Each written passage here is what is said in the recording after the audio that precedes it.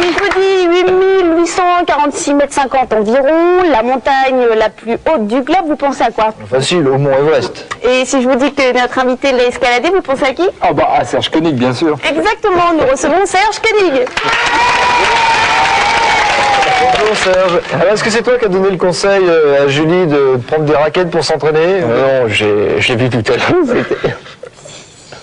Faut dire ça, parce que si... C'est toi qui lui as dit? Oui, c'est Gaspard qui me l'a dit. Non, en fait, il m'a pas du tout dit ça. Mais justement, pour un exploit comme tu l'as fait, l'ascension de l'Everest, quelle sorte d'entraînement faut-il?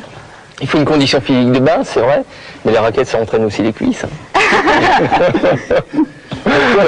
Est-ce que tu as suivi un entraînement justement physique spécial?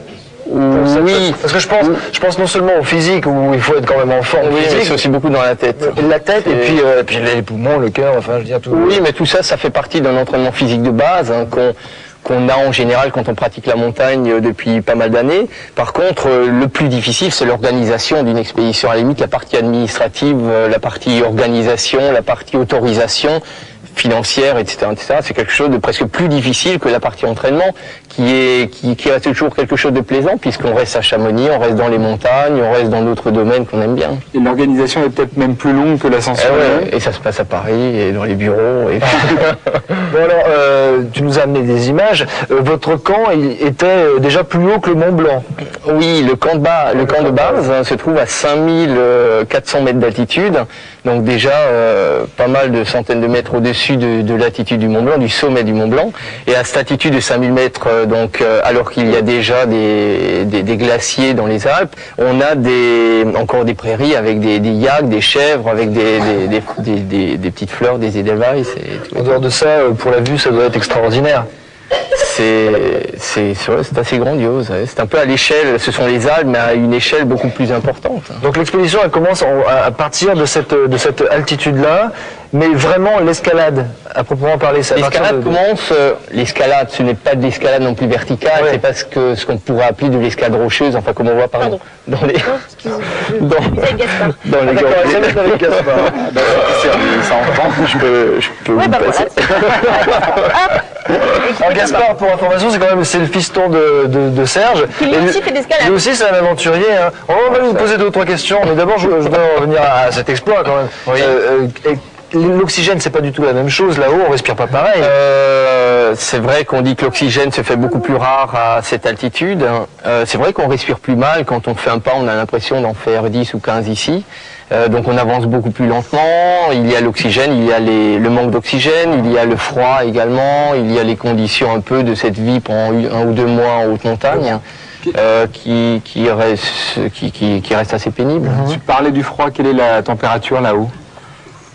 Les Chinois avaient enregistré au cours d'une expédition il y a quelques dizaines d'années, moins 60 Ceci dit, à moins 60, c'est bon. Est-ce que leur relevé était fiable? Nous, je crois qu'on avait dit avoir moins 25, peut-être un peu plus, mais il y avait beaucoup de vent.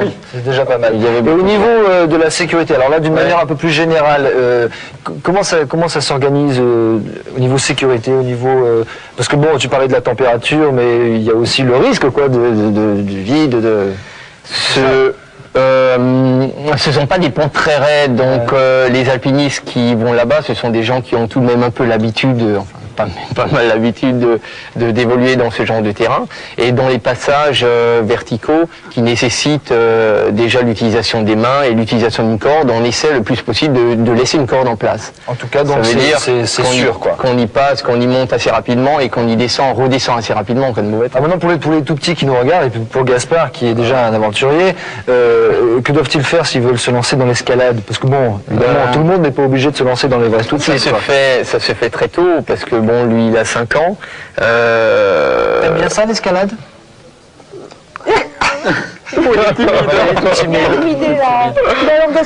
Ça se pratique très tôt, à partir de 4 ans. Ouais. Et c'est vrai qu'à Chamonix, on a beaucoup de guides travaillent, et la compagnie des guides travaille beaucoup avec des groupes d'enfants de 4 à 10 ans. Et ça leur plaît beaucoup puisque ça reste une activité très naturelle. Alors toi, en dehors de ça, on va pas parler de ton projet parce que malheureusement on n'a pas le temps. Oui, bien sûr. Tu fais plein d'autres choses, tu es un vrai aventurier.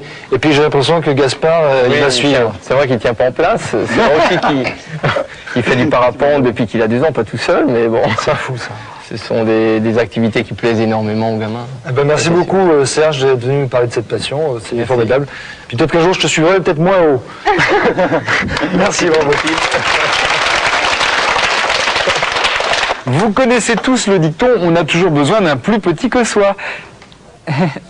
Eh bien, Pluto va le constater grâce à son ami le phoque qui va le sauver de la noyade.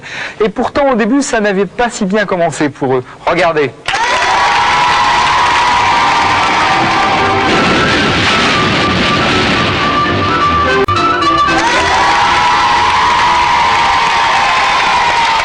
Mon petit Nicolas, est-ce que tu sais ce que veut dire jouer ?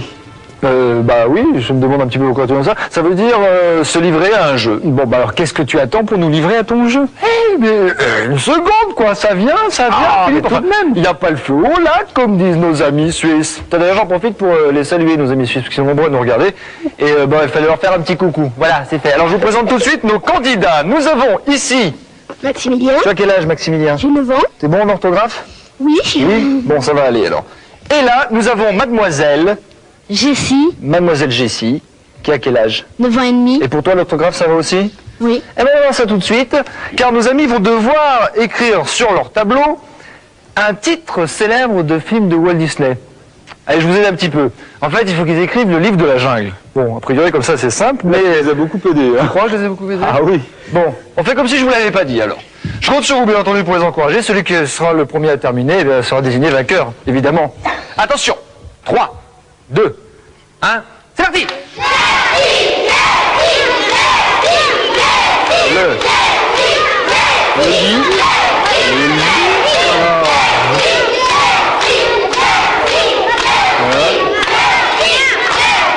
On encourage un petit peu. Ça va très vite, hein, du côté de Jessie, là. Qu'est-ce que ça donne du côté de Maximilien? Ah, c'est pas mal non plus. Le livre de... Oh là là, regarde. Le livre de la... Regarde, le livre de la jungle. Le livre de la jungle. Allez, venez me rejoindre sous les applaudissements de la foule en délire. Alors, on va regarder vos tableaux. Bah, du côté Jessica, c'est très bien. C'est écrit le livre de Jessie. Bah oui, pourquoi Jessica, après tout? Tu t'appelles bien Jessie? Oui. Bah, Jessica. Non. Bah alors pourquoi je dis Jessica, moi? Tiens, voilà, ça t'apprendra à dire des bêtises. Donc, le livre de la jungle. Et de l'autre côté, ben, nous avons le livre de la... Ah, tes souhaits. Je sais pas très bien ce qu'il a voulu écrire, enfin bon, ce qui est clair, c'est que c'est Jessie, notre grande gagnante du jour. En tout cas, vous savez que dans Disney Club, il n'y a jamais de perdant, donc ils vont avoir tous les deux de très jolis cadeaux, n'est-ce pas, mon cher Philippe? Absolument, il y a bien sûr une visionneuse Mickey en 3 dimensions. La voici, la voilà. Voilà pour Jessie et voilà pour Maximilien. Là pour Maximilien. Une bande dessinée d'un livre dont je ne sais pas si vous allez arriver à lire le titre, puisque le livre de la jungle.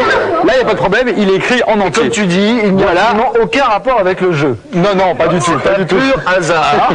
Et enfin, bien sûr, la célèbre petite carte, le passeport pour passer une journée entière à Euro Disney. Quelle chance! Voilà, bravo à tous les deux. Bravo. Restez bien avec nous, car dans quelques instants, une nouvelle aventure avec Mister Mask. A tout de suite dans le Disney Club.